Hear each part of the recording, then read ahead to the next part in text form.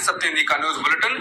एक नजर अब तक की सुर्खियों पर। सुप्रीम कोर्ट की 7 जजों की बेंच ने सांसदों और विधायकों के विशेषाधिकार से जुड़े केस में फैसला सुनाते हुए कहा है कि रिश्वत लेना संसदीय विशेषाधिकार के दायरे से बाहर होगा। सुप्रीम कोर्ट ने इसी के साथ 1998 के नरसिम्हा राव जजमेंट के अपने फैसले को पलट दिया है। तब 5 जजों की बेंच ने 3-2 के बहुमत से तय किया था कि ऐसे मामलों में जनप्रतिनिधियों पर मुकदमा नहीं चलाया जा सकता। सुप्रीम कोर्ट के फैसले के बाद वकील अश्विनी उपाध्याय ने समाचार एजेंसी पीटीआई से कहा कि 7 जजों की बेंच ने एकमत से कहा कि पैसे लेकर सवाल पूछना या सवाल लेकर राज्यसभा चुनाव में वोट देना ये पूरी तरह से संवैधानिक भावना के खिलाफ है, ये संविधान के खिलाफ है, इसलिए कोई भी विशेषाधिकार प्राप्त नहीं होगा। सांसदों और विधायकों को संसद या विधानसभा में जो बोलने की आजादी है वो ईमानदारी से काम करने की आजादी है, भ्रष्टाचार करने की आजादी नहीं है। कलकत्ता हाईकोर्ट के मौजूदा जज अभिजीत गंगोपाध्याय ने कहा है कि वो अपने पद से इस्तीफा देकर राजनीति में शामिल हो जाएंगे।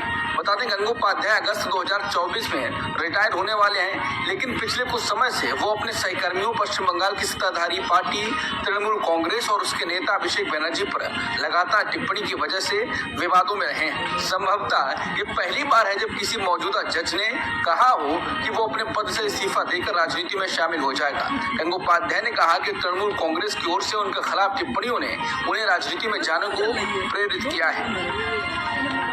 गुजरात के पूर्व उप मुख्यमंत्री और भाजपा नेता नितिन पटेल ने आगामी लोकसभा चुनाव के लिए मेहसाणा सीट से उम्मीदवार के रूप में अपनी उम्मीदवारी वापस लेने का फैसला किया है। एक दिन पहले ही उनके नाम की घोषणा की गई थी। ऐसा ही एक मामला पश्चिम बंगाल में हुआ, जहां आसनसोल सीट से उम्मीदवार घोषित किए गए भोजपुरी सिंगर गायक ने अपने नाम वापस लेने की घोषणा कर दी। इससे पहले बीजेपी नेता गौतम गंभीर और जयंत सिन्हा टिकट की घोषणा होने से पहले ही राजनीति से संन्यास लेने का ऐलान कर चुके थे।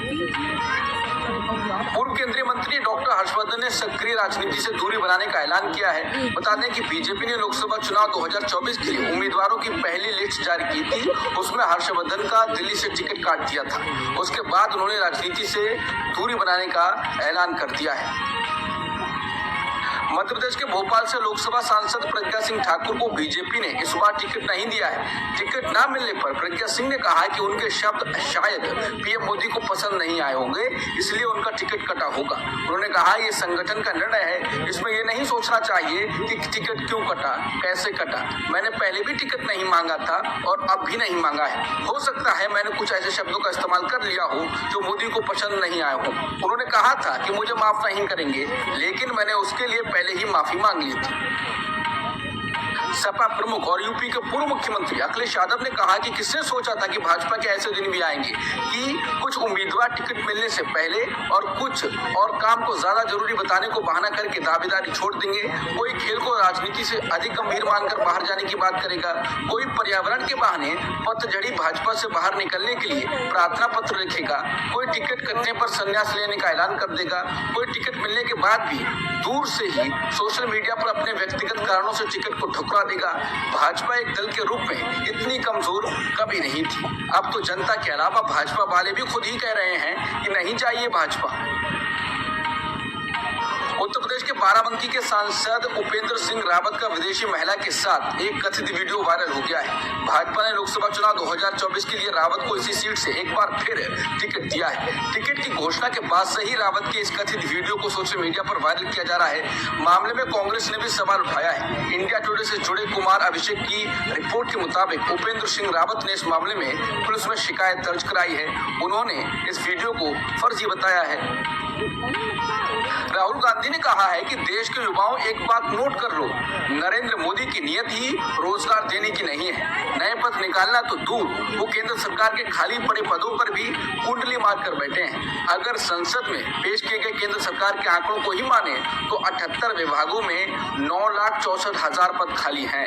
महत्वपूर्ण विभागों में ही देखें तो रेलवे में 2,93,000, गृह मंत्रालय में 1,43,000 और रक्षा मंत्रालय में 2,64,000 पद खाली हैं। क्या केंद्र सरकार के पास इस बात का जवाब है कि 15 प्रमुख विभागों में 30% से अधिक पद खाली क्यों हैं?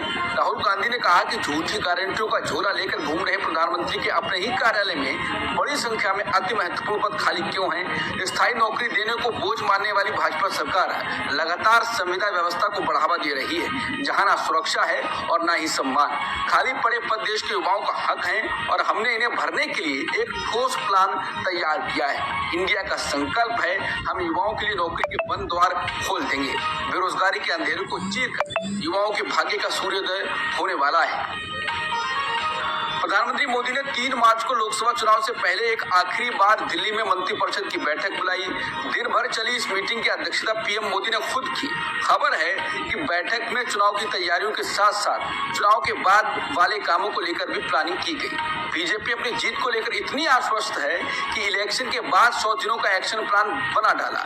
बैठक के दौरान विकसित भारत 2047 के लिए रोड मैप और अगले 5 सालों के लिए एक डिटेल एक्शन प्लान से जुड़ी प्रेजेंटेशन पेश की गई। इस दौरान पीएम मोदी ने अपने अधिकारियों से कहा कि जब चुनाव के बाद सरकार वापस आएगी तो सरकार नए जोश और उत्साह के साथ काम करेगी।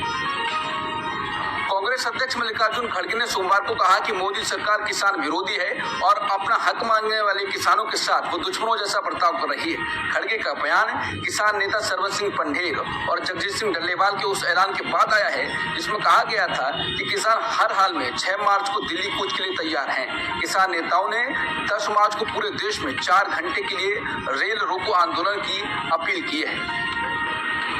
ईडी के साथ समन इग्नोर करने के बाद अब दिल्ली के सीएम अरविंद केजरीवाल ने आखिरकार पूछताछ के लिए तैयार हो गए हैं। ईडी ने केजरीवाल को 8वां समन भेजते हुए 4 मार्च को पेश होने के लिए कहा था। इसके जवाब में 4 मार्च को ही केजरीवाल ने ईडी को लेकर लेटर लिखा है। सीएम ने कहा है कि वो अब ईडी के सवालों के जवाब देने के लिए तैयार हैं। इसके साथ उन्होंने 2 शर्तें भी रखी हैं। अपनी चिट्ठी में फिर से केजरीवाल ने समन को गैर कानूनी करार दिया।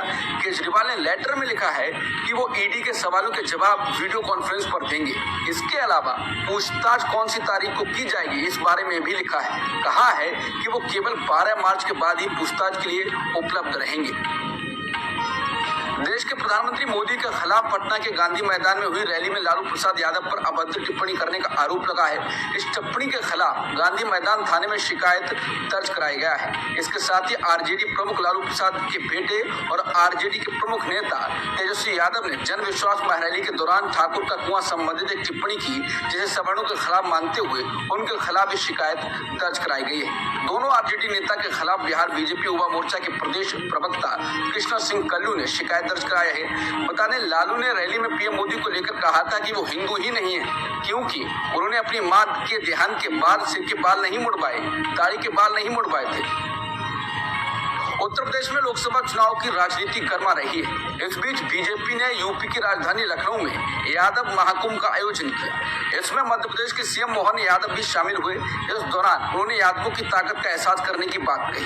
उन्होंने कहा कि एक परिवार ने यादव की राजनीति की और वोट बैंक हत्या है, लेकिन उनके लिए क्या किया, ये सवाल पूछने की जरूरत है। यादवों को सनातनी बताते हुए उन्होंने कहा कि हम भगवान श्री राम और श्री कृष्ण को पूजने वाले लोग हैं। उन्होंने कहा कि यादवों के वोट बैंक पर अपना कब्जा मन कर चलाने वाले लोगों को सोचना होगा, जवाब देना होगा। उन्हें अब संदेश देने की जरूरत है। कहा जा रहा है कि मोहन यादव को यूपी भेजकर बीजेपी ने यादवों के वोट बैंक में सेंध लगाने की कोशिश की है। बेंगलुरु के रामेश्वरम कैफे में बम विस्फोट की जांच एनआईए को सौंप दी गई है। समाचार एजेंसी पीटीआई ने सूत्रों के हवाले से खबर दी है कि विस्फोट की जांच एनआईए करेगी। 1 मार्च को बेंगलुरु में ब्रुक फील्ड इलाके में स्थित रामेश्वरम कैफे में हुए विस्फोट से एक महिला समेत 9 लोग घायल हो गए थे। इस मामले में कैप पहन, मास्क और चश्मा लगाए संदिग्ध की तलाश की जा रही है। विस्फोट में घायल हुए लोगों से मिलने वाले अस्पताल पहुंचे कर्नाटक के मुख्यमंत्री सिद्धरामैया ने कहा था कि दोषियों को कड़ी से कड़ी सजा दिलाई जाएगी। अमेरिकी राष्ट्रपति पद की उम्मीदवारी की दौड़ में शामिल निकी हेली ने प्राइमरी में पहली जीत हासिल की है। रिपब्लिकन पार्टी के लिए राष्ट्रपति पद की उम्मीदवारी में वो वॉशिंगटन डीसी की प्राइमरी में जीत गई हैं। रविवार को मिली उनकी इस जीत ने फिलहाल डोनाल्ड ट्रंप की जीत का सिलसिला रोक दिया है। हालांकि ट्रंप इस सप्ताह होने वाली वोटिंग में कई और प्रतिनिधियों का समर्थन जुटा सकते हैं। निकी हेली इससे पहले भी कुछ प्राइमरी में हार चुकी हैं। इसके बावजूद उन्होंने कहा है कि वो रेस में बनी रहेंगी।